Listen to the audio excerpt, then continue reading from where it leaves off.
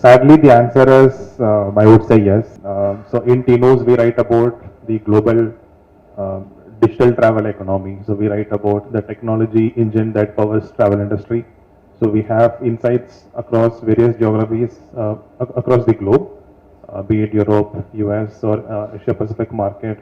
So what we have been seeing, so in 1990s, the traditional travel agents were dominating the market, but when 2000 happened, when .com happened, the equation changed.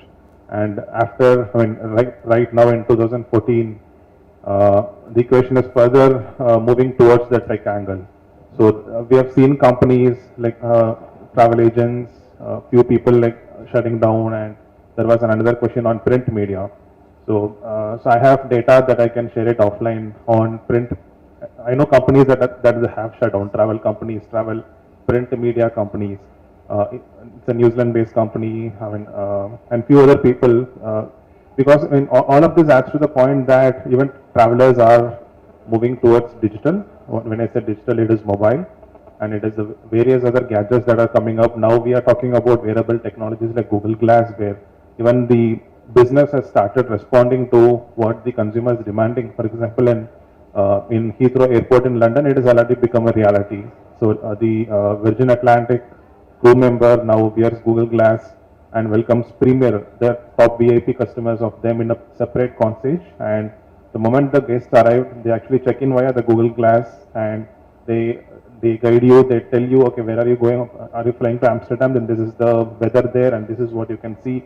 So everything right from, if I am the concierge person, I can read from my glass and I can tell to Mr. Iyer, hey, this is what this is where you're flying to, and there it is snowing, and all this information. So now the two sides of the coin have started developing. One side is the consumer, one side is the business. So consumer demanded, business has responded, and everywhere, be it social, be it mobile, be it any other channel in which, be it online booking engines. So the market share towards digital has consistently been increasing in the last at least 4 to 5 years of time, and it is going to happen for sure. So that is a very, very interesting question. So I met a gentleman in Mumbai in a conference. So he is actually, his profession is this. So he is a photographer, professional photographer, and his only job is to to show hotel as it is, without any Photoshop on it, without any adding color, adding glamour to it. So that is, I mean, there are people like this in the market where they are only they earn their bread and butter by just showcasing what you get is what you see, right? So it is as simple as that. So it is. I have to agree to the fact that yes, people are getting confused when they actually see a photograph online, that this is the view that you will get from the window room in a hotel, and actually you go and see that now there's a new building has come up and the complete view is blocked. So all these are happening in the market, and ultimately it will hit the hotel's reputation. I mean, it is a backfiring arrow that the hotel is pointing towards it.